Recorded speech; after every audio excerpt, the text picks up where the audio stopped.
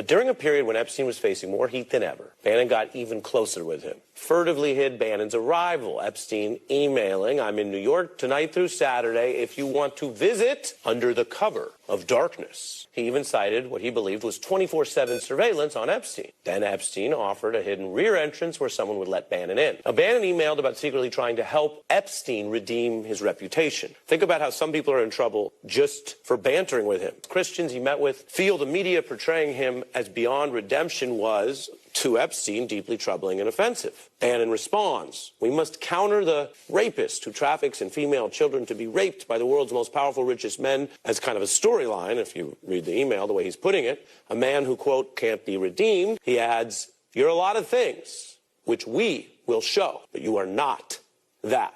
Why is one of Trump's top aides, and they had a falling out that I'll get to, telling Epstein in no uncertain all-caps terms, "You're not that guy"? Accusers and a lot of evidence certainly suggests otherwise. And I want you to note here how Bannon speaks of them on a team. Epstein was in on all kinds of references. He talked about Trump figures that Bannon might see, referring to billionaire Trump supporter Peter Thiel being in town. Bannon should take no heat, me, not worth it for the moment, he advised. "I've now seen some of Wolf's book. Mentions me and underage prostitutes." That's the thing they were working to quiet down, minimize, or lie about. "You as the man behind and in front of the curtain. Lots of Steve quotes. Lots." Bannon appears to see the problem, replying, "Ugh, anything awful? Wish he hadn't done that. Why are you mentioned at all?" This was Epstein's main vulnerability, underage sex crimes, boosted to new visibility in a book that spent about 2 months atop the bestseller list in a period of Trump mania in America. Epstein also detailed money laundering allegations against Trump to Wolf, who, that's the author now, says Epstein has also worried that his whole original Florida probe, where he ultimately got a sweetheart deal but was the first legal problem that set in motion these events, Wolf says Epstein seemed to have the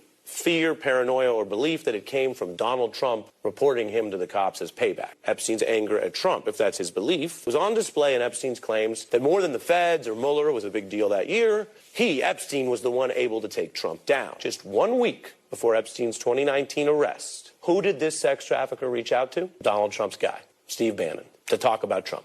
Now you can understand why Trump wakes up in the middle of the night sweating when he hears you and I are friends. Donald Trump's many now failed efforts to hide the Epstein evidence puts that secret claim in at least a different light. Epstein claimed in private, in a message he didn't know would ever be on TV, that Donald Trump was more nervous about this than anything else. Pretty much how Donald Trump has been acting in public.